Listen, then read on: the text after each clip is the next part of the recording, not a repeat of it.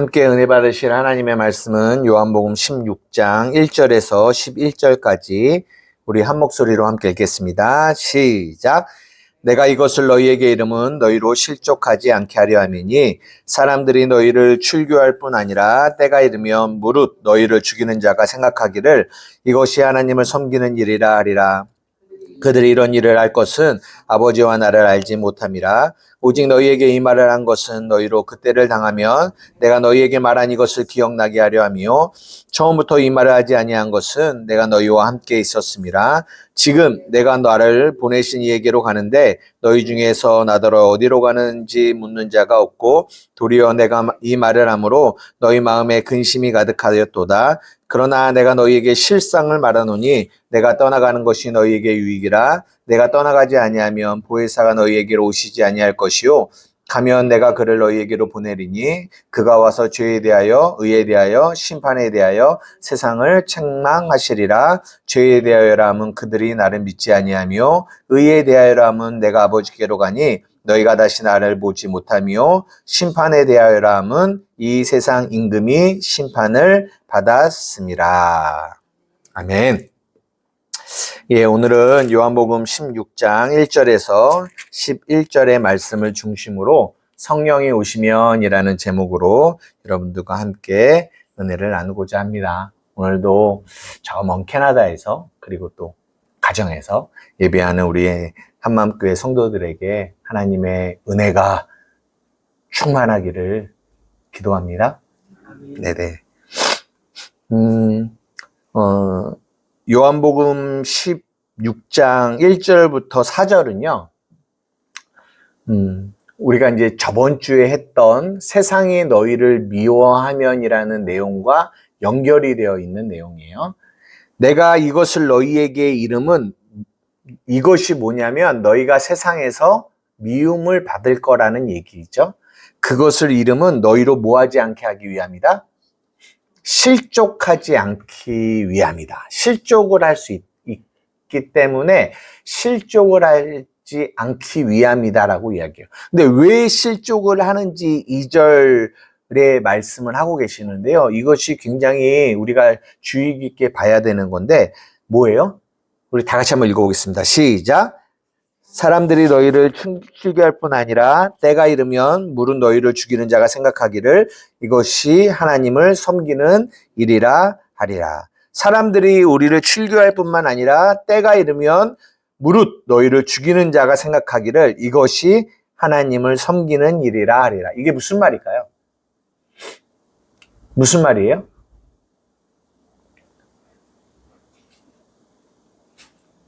예?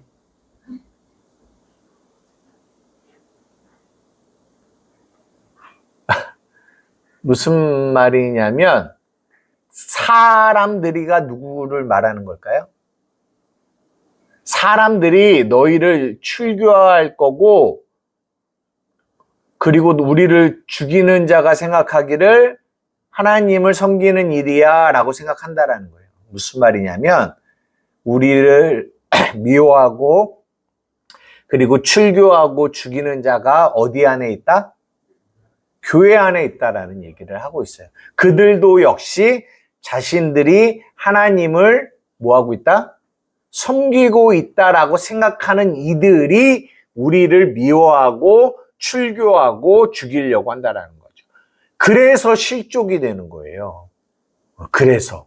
아니, 같이 하나님을 믿는 사람들인데 아예 다른 종교를 가지고 있거나 아예 믿지 않는 세상이 우리를 핍박하면 저들은 예수를 하나님을 모르는 사람들이니까 우리를 핍박하겠지라고 당연하게 생각할 텐데 이 마지막 때가 되면 물론 지금도 마지막 때이지만 이때에 교회가 교회를 핍박하는 일들이 발생한다라는 거죠.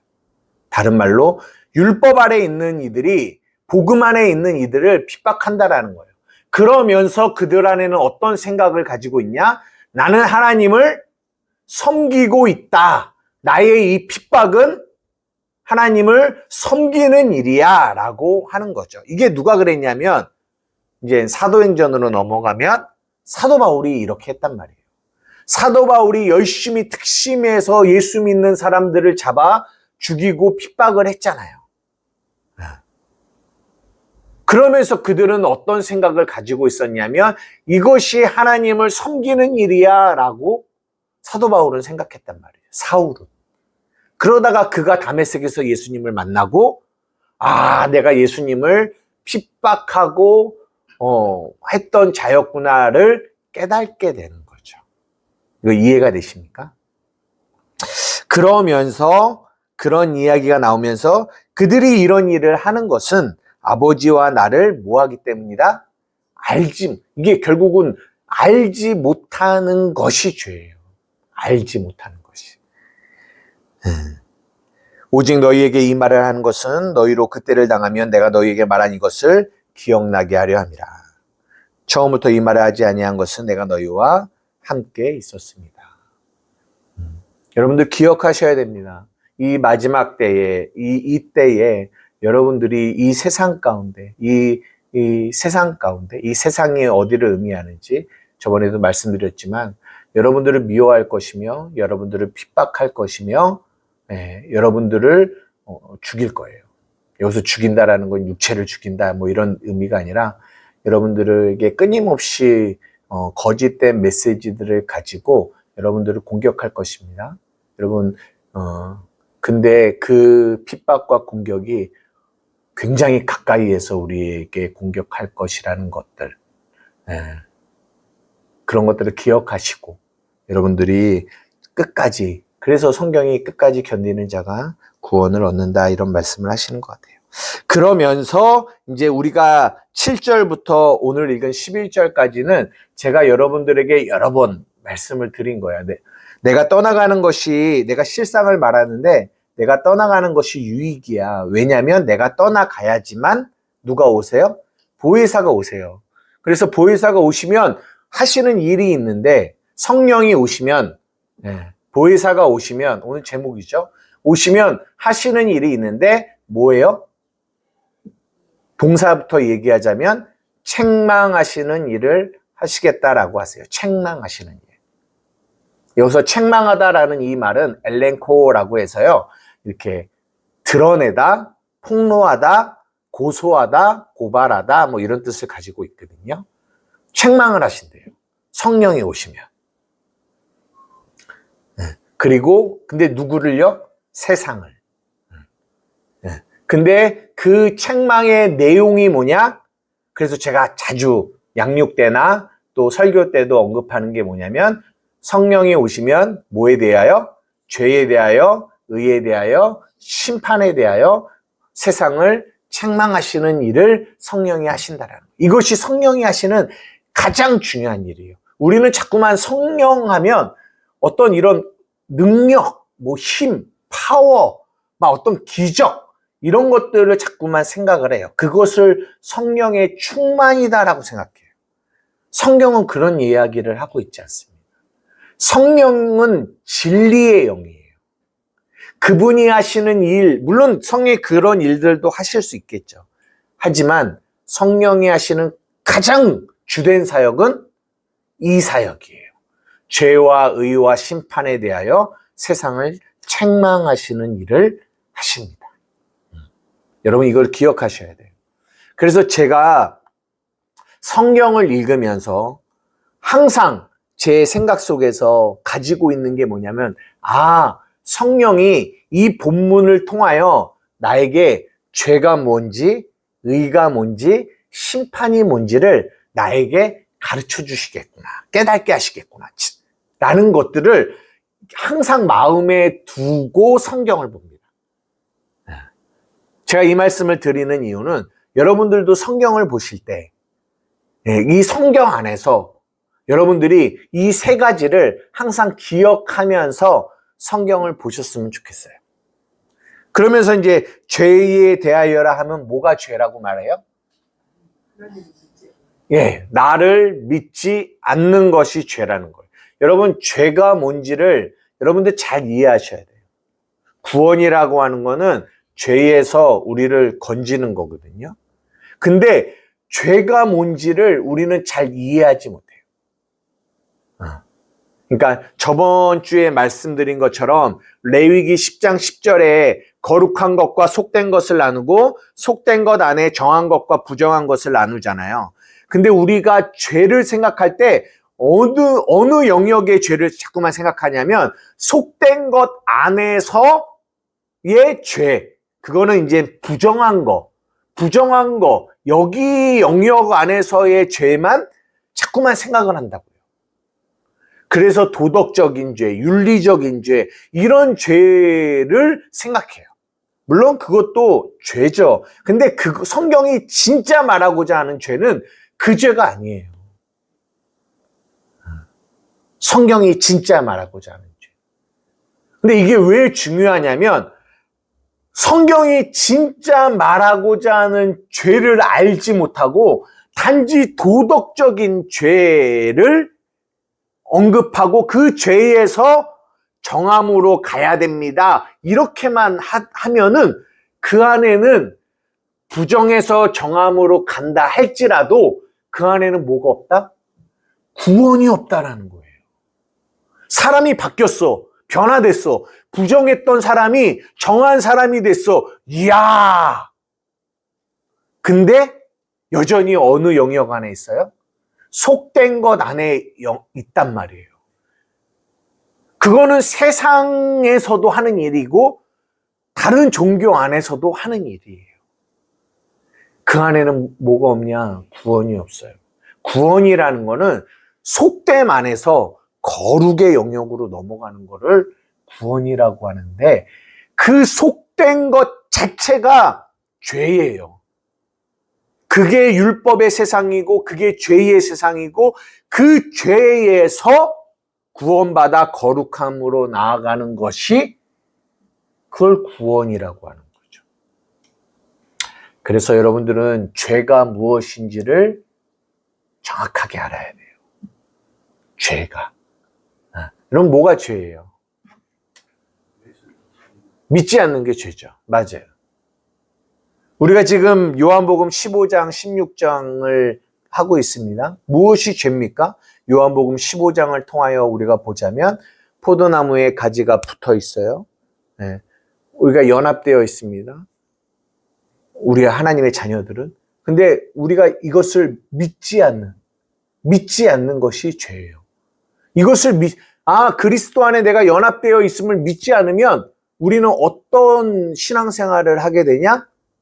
내 열심과 내 노력으로 그분에게 붙으려고 하는 신앙생활을 할 거라는 거죠.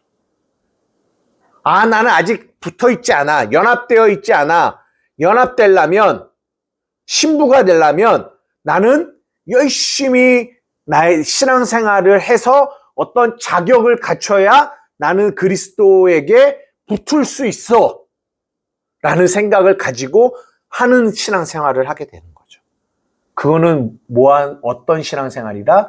믿지 않는 거예요. 믿지 않는 거. 무엇을 믿지 않아요? 예수 그리스도가 십자가의 죽으심으로 말미암아 우리가 교회인 우리가 그리스도 참 포도나무에게 예수님의 십자가의 죽음과 부활로 말미암아 그 은혜로 말미암아 우리가 붙었다라는 것을 믿지 않는 거예요. 그것을 죄라고 한다고요.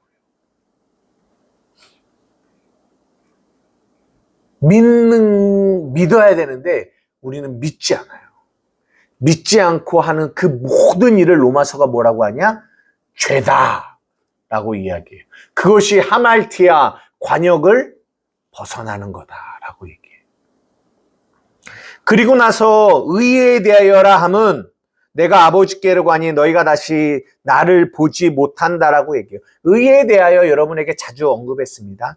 예수님이 아버지께로 간대요. 그게 무슨 말일까요? 내가 아버지께로 간다. 너희가 나를 보지 못한다. 예수님이 십자가에 죽으셨습니다. 그죠? 근데 부활하셨어요. 그리고 아버지께로 갔다라는 거예요. 그 말은 그분이 하신 그 모든 일들이 옳다라는 걸 증명하는 거예요. 그냥 죽음으로 끝났다 하면은 예수님의 그 사역이 죽음으로 끝났다면은 그거는 옳지 않는 거예요. 그의 죄로 인하여 죽은 거죠. 그의 의는 옳지 않은 의예요. 그러나 그분이 죽으셨는데 부활하셔서 아버지께로 갔다라는 그 말은 예수 그리스도의 모든 사역과 그분의 일이 그분이 옳다라는 것을 증명해 주고 있어요. 그래서 우리는 예수 그리스도의 의를 붙들고 살아가요. 근데 예수 그리스도의 의를 붙들고 살아가는데 오늘 본문에 의에 대하여 우리를 뭐 하신대요? 책망하신대요. 그러면 예수 그리스도의 의를 책망하시지는 않으실 거 아니에요. 그러면 무슨 의를 책망하실까요? 성령이 오셔서 죄를 책망하시고 의를 책망하시는데 어떤 의를 책망하실까요? 예수님의 의를 책망하지는 않으실 거 아니에요. 어떤 의를 책망하시죠? 우리의 의를 책망하시죠. 우리의 의. 먼저 내게 있는 의를 책망하시죠. 우리가 저번 주에 이사야 64장을 봤을 때 우리의 의가 더러운 걸레와 같다라고 말씀드렸어요. 우리의 의. 성경이 진짜 말하고 싶은 죄는 뭐예요? 우리의 의예요. 우리의 의. 이거 먼저 한번 이야기해 볼게요. 마태복음 18장 1절에서 4절 한번 보여주실래요? 마태복음 18장. 제가 이번 주에 어떤 분을 양육하면서 했던 본문인데요. 우리 한번 다 같이 읽어보겠습니다. 시작. 그때의 제자들이 예수께 나와 이르되 천국에서는 누가 크니이까? 예수께서 한 어린아이를 불러 그들 가운데 세우고 이르되 진실로 너희에게 이르노니 너희가 돌이켜 어린아이들과 같이 되지 아니하면 결단코 천국에 들어가지 못하리라. 그러므로 누구든지 이 어린아이와 같이 자기를 낮추는 사람이 천국에서 큰 자니라. 여러분 보십시오. 제자들이 예수님께 물어봐요. 누가 천국에서 큰 자입니까? 라고 물어봐요. 이 제자들의 질문 안에 이미 그들의 죄성을 우리는 볼 수 있어요. 뭐예요? 나는 큰 자가 되고 싶다라는 거예요. 인간 안에는 이 마음이, 이 죄가 있어요. 우리는 큰 사람이 되고 싶어요. 그래서 제자들이 예수님께 물은 겁니다. 천국에서는 누가 큰 자입니까? 그랬더니 예수님이 누구를 데리고 왔어요? 어린아이를 데리고 왔습니다. 세워놓고 뭐라고 말씀하세요? 너희에게 이르노니 너희가 돌이켜 어린아이들과 같이 되지 아니하면 결단코 천국에 들어갈 수 없어. 그리고 이 어린아이와 같이 자기를 낮추는 자가 천국에서는 어떤 사람이다? 큰 자야 라고 말씀하세요. 여러분 어린아이가 누굽니까? 왜 예수님은 어린아이가 천국에서 큰 자라고 얘기하시고 어린아이와 같이 되지 아니하면 천국에 들어갈 수 없다라고 얘기하시죠? 어린아이는 어른이 있어야 돼요. 어른이 있어요. 어른이 있어야 되는 게 아니라 부모가 있어야 돼요.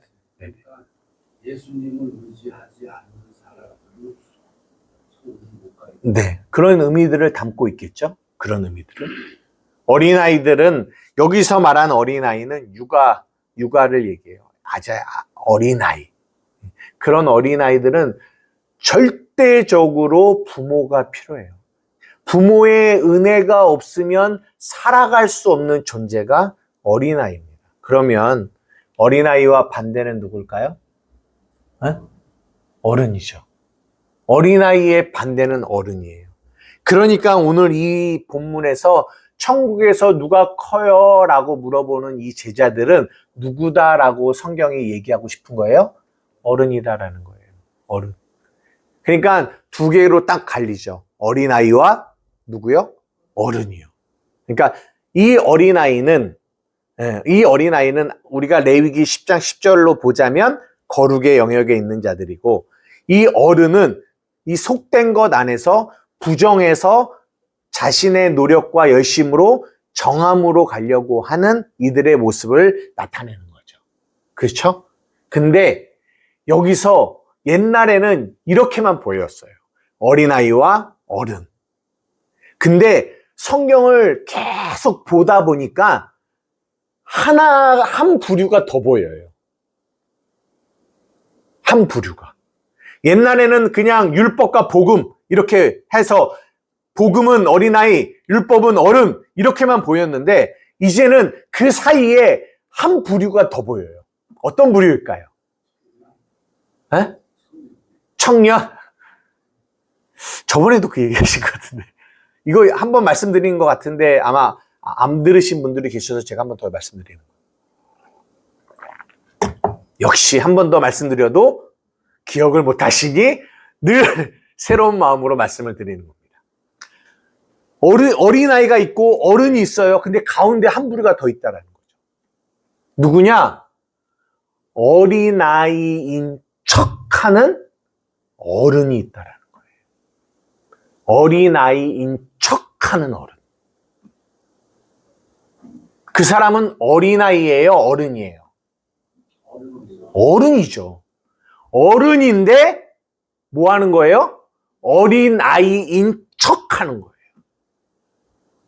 어린아이는요, 우리의 노력으로 행위로 어린아이가 된 게 아니에요. 너희가 그 은혜를 인하여 믿음으로 말미암아 구원을 받아야 어린아이가 되거든요. 우리가 거듭나야 어린아이가 되거든요. 그렇지 않은 모든 이들은 다 어른이에요. 그러니까 은혜로 어린아이가 되는 거죠. 근데 이 어린아이인 척하는 어른들은 여전히 자기가 어른이에요. 여전히 자신의 행위와 노력으로 살려고 하는 존재들이에요. 근데 교회가 그거를 죄라고 하니까 어린아이인 척을 하는 거예요. 그들은 입술로는 하나님께 영광이다라고 이야기해요. 하지만 마음은 여전히 나의 의가 가득해요. 입술로는 겸손을 이야기합니다. 그러나 그들의 마음은 교만으로 가득 차요. 제가 왜 이런 말씀을 하냐면 성령이 오셔서 우리에게 의에 대하여 책망하신다라는 거예요. 죄에 대하여 책망하신다라는 거예요. 그냥 완전히 누가 봐도 어른 같은 이들은 이거는 우리도 책망을 할 수 있잖아요. 누구도 책망을 할 수 있어요. 그런데 진짜 성령이 오셔서 하시고자 하는 거는 이렇게 가려진 죄악들을, 가려진 의를, 자기 의를 책망하고 싶으신 거예요. 이 어린아이인 척하는 어른들은요, 무서운 게 뭔지 알아요? 이거는 자기도 속여요. 자기도. 나도 내가 어린아이라고 생각해요. 이게 무서워요. 이게. 그래서 평생 교회를 다니고 신앙생활을 하는데 결국 죽으면 어디 가요? 지옥 간다니까요. 이게 얼마나 무서운 일이에요. 그러니까 성령이 오셔서 교회 안에서 이런 부류들, 이 진짜 죄를 책망하시려고 하는 거예요. 그래서 제가 여러분들에게 예전에 로마서를 할 때인가요? 선악과가 있고 생명나무가 있습니다. 선악과, 선과 악이 있는 나무, 이 선악과에 사람들은 악은 당연히 악이라고 생각해요. 근데 뭐가 악임을 깨닫지 못하냐면 선악과의 선이 악임을 깨닫지 못한다는 거예요. 그래서 끊임없이 교회 안에서 신앙생활을 어떻게 하냐? 이 악에서, 선악과의 이 악에서 이 선악과의 선으로 가려고 하는 이런 신앙생활을 한다는 겁니다. 여러분, 근데요, 아세요? 이 선악과의 악에서 선으로 가는 이 모든 행위가 결국은 다 어디 안에 있는 거다? 선악과 안에 있다라는 거. 무슨 말이에요? 여전히 아직 생명나무로 나아가지 못하고 있는 상태가 있어요. 여러분, 이 땅의 교회가 이 상태 안에 있는 이들이 너무나 많이 있다라는 거예요. 마귀가 이걸 속이고 있어요. 이렇게 미혹을 해요. 이렇게 부추깁니다. 얘들아, 너 많이 변했어. 많이 변했어. 교회 와서 많이 변했어. 많이 좋아졌어.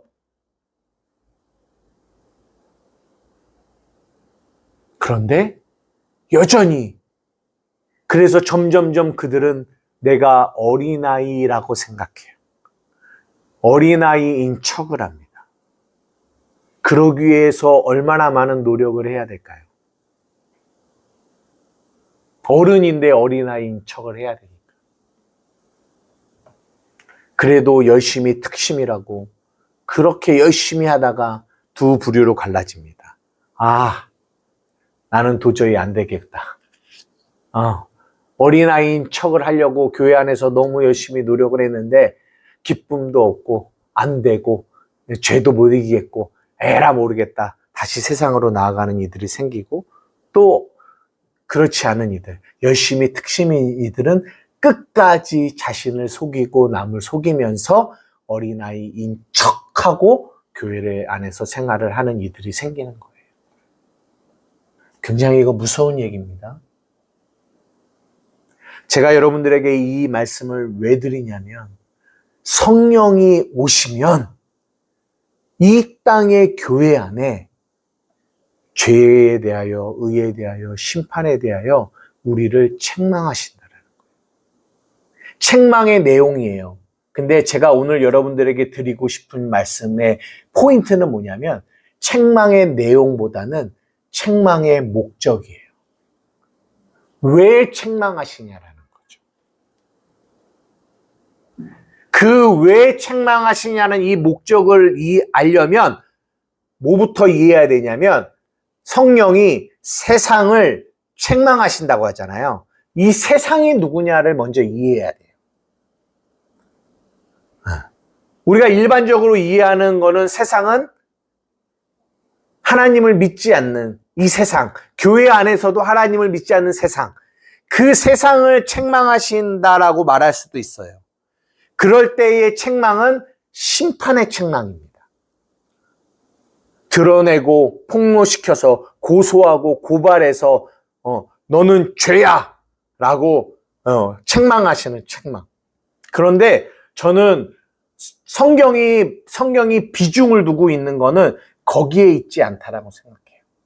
저번 주에도 세상이 너희를 미워한다라고 했을 때 그 세상이 어느 세상? 내 안에 있는 세상을 말하고 있다라고 여러분들에게 말씀드렸잖아요. 저는 지금 오늘 본문도 성령이 세상을 책망하신다고 할 때 그 세상은 우리를 말한다고 생각해요. 하나님의 자녀들. 우리 안에 여전히 예수를 믿지만 죄가 있어요, 없어요? 있어요. 우리 안에 나의 의의를 붙들고 살아가려고 하는 우리의 연약함들, 믿지 않는 우리의 불신의 마음이 있습니까, 없습니까? 있어요. 근데 성령이 오신 거예요. 성령이 오시더니 하나님의 자녀들에게 죄가 뭔지, 의가 뭔지, 심판이 뭔지를 끊임없이 드러내시고 폭로시키시고 고소하시고 고발하세요. 왜요? 왜? 심판이 목적일까요? 정죄가 목적일까요? 아니요. 우리 이것을 잘 아셔야 돼요. 성령이 오셔서 우리 안에서 그런 일들을 하신단 말이에요. 우리의 죄악들을 폭로시킨단 말이에요. 드러내신단 말이에요. 왜요? 디도서 1장 13절에서 14절입니다. 디도서 1장 13절에서 14절입니다. 우리 다 같이 읽겠습니다. 시작. 이 증언이 참되도다. 그러므로 내가 그들을 엄히 꾸짖으라. 이는 그들로 하여금 믿음을 온전하게 하고 유대인의 허탄한 이야기와 진리를 배반하는 사람들의 명령을 따르지 않게 하려 함이라.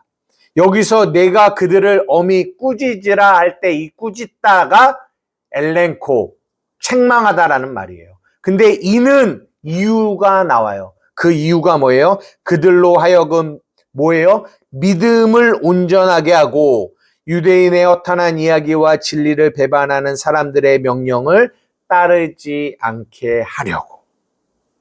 이것이 꾸짖는 책망의 목적입니다. 하나 더 보겠습니다. 에베소서 5장 11절에서 13절입니다. 에베소서 5장 11절에서 13절. 우리 다 같이 한번 읽겠습니다. 시작. 너희는 열매 없는 어둠의 일에 참여하지 말고 도리어 책망하라. 그들이 은밀히 행하는 것들은 말하기도 부끄러운 것이라. 그러나 책망을 받는 모든 것은 빛으로 말미암아 드러나나니 드러나는 것마다 빛이니라. 저는 이 13절이 굉장히 중요하다고 생각해요. 그러나 책망을 받는다. 이때 책망을 받다가 그거예요. 엘렌코예요. 책망을 받는 모든 것은 빛으로 말미암아 드러나요. 근데 드러나는 것마다 빛이다라고 이야기해요. 드러나는 것마다 빛이다가 이게 무슨 말일까? 드러나는 것마다 빛이다. 지금 다른 번역본을 봤어요. 이게 킹 제임스 번역을 봤더니 드러나는 것마다 빛이다라는 이 말이 무엇이든지 밝히 드러나게 하는 것은 다 빛이다 이런 뜻을 가지고 있대요. 근데 저는 이 또 하나 번역본, 공동 번역이라는 번역본을 봤더니 이 번역이 저는 참 마음에 들어요. 뭐냐? 빛을 받아 드러나면 어둠 가운데 있어요. 근데 빛을 받아 이 어둠이 드러나면 빛의 세계에 속하게 됩니다. 이런 뜻이에요. 우리 안에 있는 이 어둠이 성령의 빛을 받아서 드러나요. 드러나면 어둠에 있던 우리가 빛의 세계에 속한 자가 된다라는 거예요. 여러분, 이게 얼마나 큰 은혜예요. 만약에 그 빛이 비춰져서 어둠이 드러나지 않으면 그 어둠 가운데 우리는 살게 된단 말이에요. 어둠 가운데. 근데 빛이 와서 우리를 책망해서 이 어둠이 빛 가운데 드러나면 우리가 빛의 세계에 들어가게 돼요. 빛에 속한 자가 되는 거예요. 구원이 이루어지는 거예요. 이게 얼마나 놀라운 은혜입니까? 그러면 책망을 받아야 되겠어요? 안 받아야 되겠어요? 에? 받아야죠. 받아야죠. 저 뒤에 우리 딸이 있지만 부모가 자식한테 책망을 해요, 안 해요? 책망을 합니다. 책망을 하면 옛날에는 벌써 책망의 말이 나가면 안 받아들여. 그 내용이 무슨 내용이건 그건 상관없어. 일단 책망이다라는 생각이 자기 안에 들면 이 마음 안에 나쁜 마음이 수백 개가 들어와서 말을 듣지 않으려고 해요. 근데 올해는 조금 달라졌어요. 또 나쁜 마음 들어왔네. 아, 맞아. 그러면서 이야기를 합니다. 누구야? 아빠가 너에게 책망을 하는 이유는 이게 나쁜 의미에서 책망하려고 하는 걸까? 너 심판하려고 하는 걸까? 정죄하려고 하는 걸까? 아니야. 그러면 또 그거를 받아들여서 그렇게 고치려고 하는 모습이 작년보다는 올해가 훨씬 더 좋아졌다라는 생각을 하게 됩니다. 제가 이런 말씀 왜 드리냐면 우리는요, 책망을 받으면 그거를 항상 이렇게 밀어내려고 그래요. 책망이 싫어요. 아기 때는 그나마 책망을 받을 수밖에 없으니까 받죠. 그러나 이제 세상 말로 머리가 좀 커지고 이제 20대가 넘어서 자라나면 이제는 책망을 부모의 책망이든 누구의 책망이든 받으려고 하지 않아요. 안 받으려고 합니다. 이게 인간이 가지고 있는 마음이에요.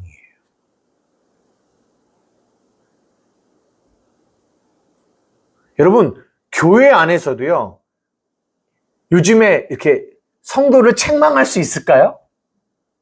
예? 못해요. 왜요? 아니, 내가 이 교회에서 책망받으려고 교회 왔어?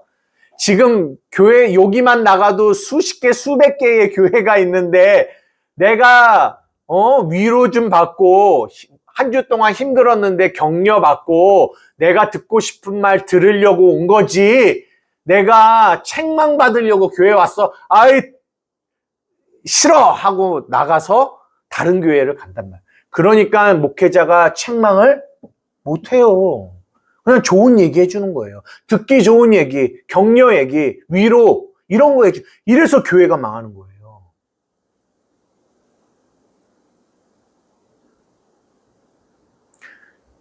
진짜 건강한 교회는요, 책망을 받을 수 있는 교회가 진짜 건강한 교회예요. 아무도 아멘을 하지 않으시네요. 아무도 아멘을 하지 않으시네요. 다른 한 곡 보겠습니다.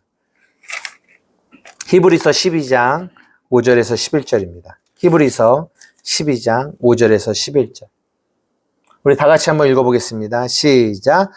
또 아들들에게 권하는 것 같이 너희에게 권면하신 말씀을 잊었도다. 일러스되 내 아들아 주의 징계하심을 경히 여기지 말며 그에게 꾸지람을 받을 때에 낙심하지 말라. 여기서 꾸지람이 그 엘렌코의 뜻입니다. 6절 시작.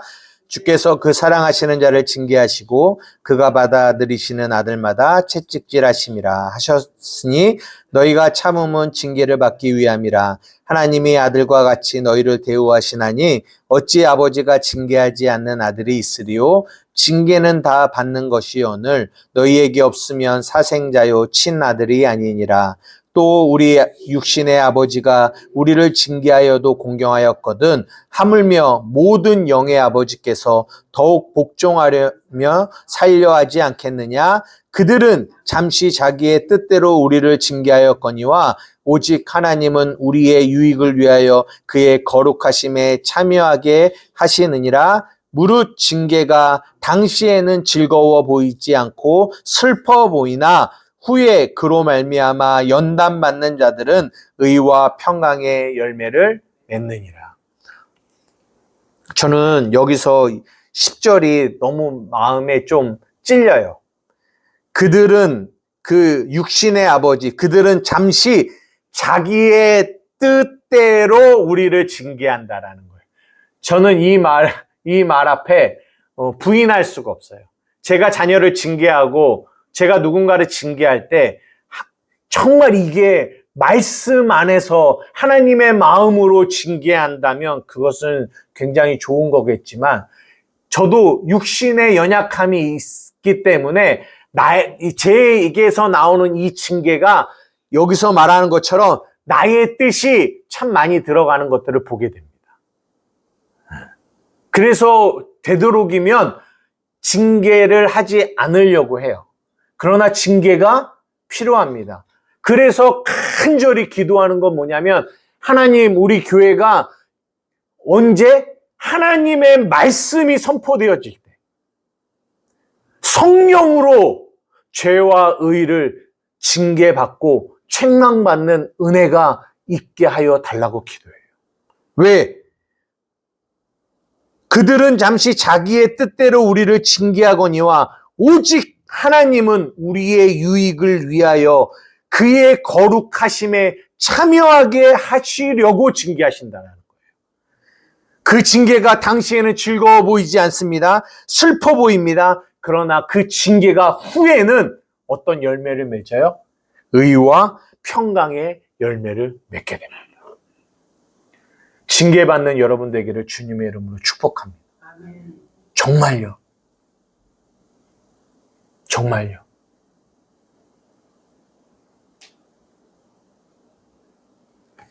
어른들은요, 징계받으려고 하지 않아요. 나의 의가 있고 나의 생각이 있으니까. 내버려둬요. 내 생각대로 하고 싶어요. 내 뜻대로 하고 싶어요. 내 마음대로 하고 싶어요. 그렇게 갑니다. 이게 어른이에요. 어린아이는 징계를 할 때 받아들여요. 저는 이 징계라는 단어가 뭐와 같냐면 브레이크와 같다라고 생각해요. 브레이크. 엄청 좋은 차가 있습니다. 기능이 엄청나고 비싸고 막 시속 뭐 몇백 킬로를 달릴 수 있는 차가 있어요. 근데 그 차에 뭐가 없어요? 브레이크가 만약에 없다면.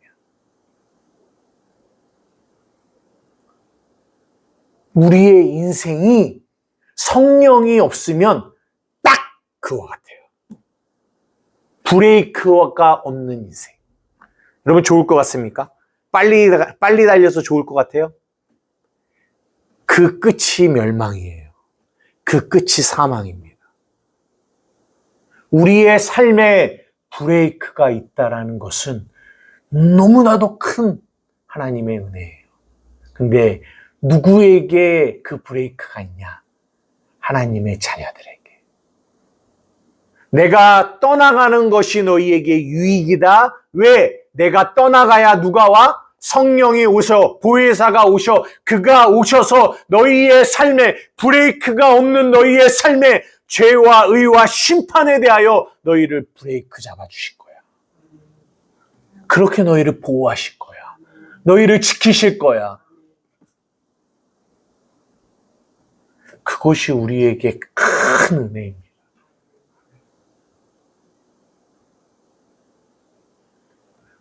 제가 예배를 시작할 때 내가 그리스도와 함께 십자가에 못 박혔나니 찬양을 부릅니다.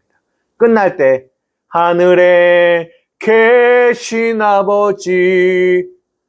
제가 왜 이 찬양을 부르냐면 이 갈라디아서 2장 20절의 이 찬양도 그리고 주기도문의 이 찬양도 그 안에 죄와 의와 심판에 대하여 우리에게 말씀하시는 하나님의 말씀이 그 안에 가득해요.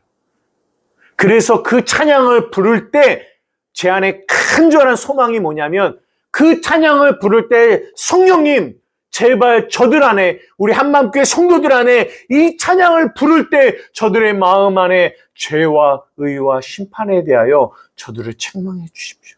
가르쳐 주십시오. 깨닫게 해 주십시오. 드러내 주십시오. 폭로시켜 주십시오. 왜? 그래야 저들의 삶에 브레이크가 잡히고 그래야 저들이 멸망으로 가는 자가 아니라 생명으로 가는 자로 가게 되니까. 그런 예배가 되게 해 주십시오. 말씀을 들을 때 저들 안에 죄와 의와 심판에 대하여 깨닫게 해 주십시오. 책망해 주십시오. 그래서 아까 찬양을 부를 때 성령이여 강림하사 나를 감화하시고 애통하며 회개할 만 충만하게 해달라고 기도하는 거예요. 예수여 비오니 나의 기도 들으사 애통하며 회개할 만 충만하게 하소서. 진짜 그리스도에게 접붙인 그 가지들은요 기도가 달라요. 어떤 기도를 하냐? 성령님 내 안에 애통하고 회개할 마음 충만하게 해달라고 기도해요. 이런 기도한다고요. 하나님 이거 주시고 저거 주시고 이 문제 해결해 주시고 저 문제 해결해 달라고 기도하는 게 아니라 애통하고 회개할 마음 충만하게 해달라고 기도해요. 하나님 내 삶에 나는 브레이크 없이 달려가고 있습니다. 멈추질 않아요.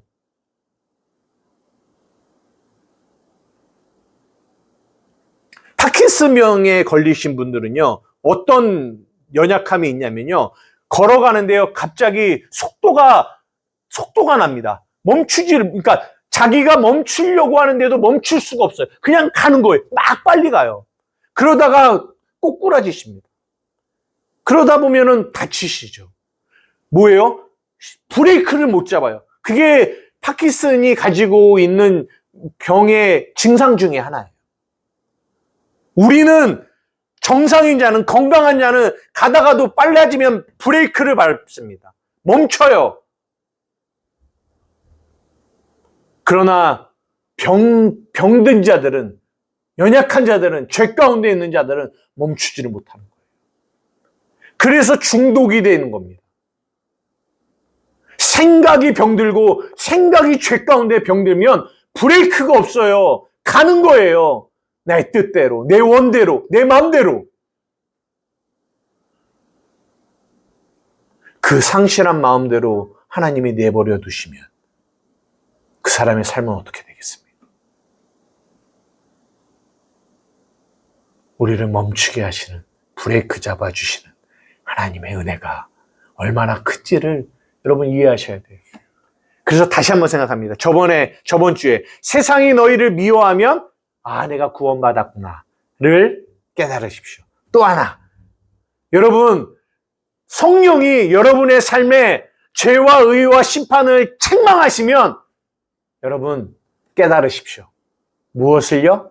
여러분이 하나님의 자녀임을 깨달으십시오. 그 책망이 없으면 여러분은 사생하여 친아들이 아닙니다. 말씀을 마치려고 합니다. 사랑하는 우리 한마음교회 성도 여러분,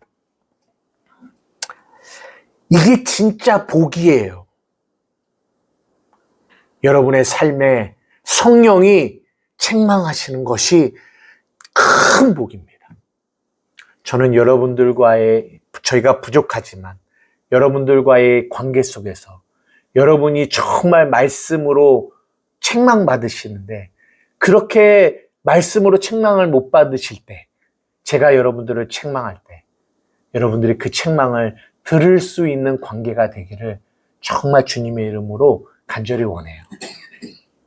그렇게 해서라도 여러분이 멈추고 브레이크를 잡아 다시 돌이켜 하나님의 뜻을 찾는 여러분들이 되었으면 합니다. 그렇게 여러분이 끝까지 주님과 동행하는 그 삶이 되기를 간절히 원해요. 여러분, 이것을 위해서 기도해 주세요. 여러분의 기도가 이 기도가 되기를 원해요. 주님, 내 안에 브레이크를 잡아 주십시오. 책망해 주십시오. 알게 해 주십시오. 내 안에 이 깊숙이 숨어 있는 죄를 깨닫게 해 주십시오. 시간이 지났지만 로마서 5장 20절 하나만 보고 마칠게요. 제가 읽어드리겠습니다. 율법이 들어온 것은 범죄를 더하게 하려 함이라. 그러나 죄가 더한 곳에 은혜가 더욱 넘쳤다라고 이야기합니다. 이 말을 어떤 이들은 이렇게 얘기해요. 죄가 더한 곳에. 내가 죄를 많이 지면 은혜가 더하나? 이렇게 생각해요. 그런 얘기가 아니에요. 내가 그러니까 은혜가 더하려면 죄를 많이 지어야 되나? 이런 얘기가 아니라는 거예요. 이게 무슨 말이냐면, 죄가 더하다라는 거는 성령이 우리 안에서 그 죄를 책망하시고 깨닫게 하신다는 얘기예요. 그래서 내 안에 죄가 내 깊은 곳에 있는 죄가 드러나는 거죠. 더 깊게. 사도 바울이 처음에는 나는 사도야 이러다가 마지막에 나는 죄수 중에 괴수라고 고백합니다. 그러면 그게 초창기 사도 바울은 죄를 많이 안 졌는데 후반기에는 죄를 많이 져서 내가 사도 중에 죄수 중에 괴수라고 표현했을까요? 아니요. 그런 얘기 아니라니까요. 성령이요, 날마다 그의 삶 가운데 그 안에 있는 깊은 죄를 드러내시는 거예요. 폭로시키는 거예요.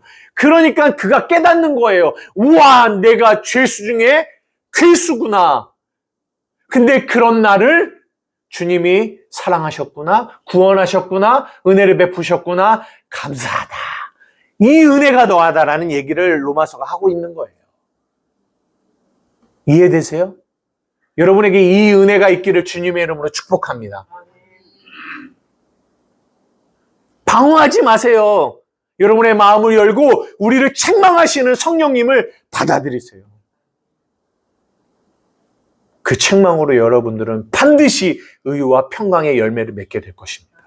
기도하시겠습니다. 하나님, 우리의 기도가 달라지기를 원합니다. 주님, 나를 책망하여 주십시오. 내가 정말 성령 하나님의 책망을 받는 자가 되기를 원합니다. 그래서 내 삶에 브레이크를 잡아주십시오. 내 삶에 브레이크를 잡아주십시오. 그런 은혜가 있는 우리 한마음교회 성도들이 되게 하여 주시옵소서. 우리 주님의 이름 한번 부르며 기도하며 나아가시겠습니다. 주여,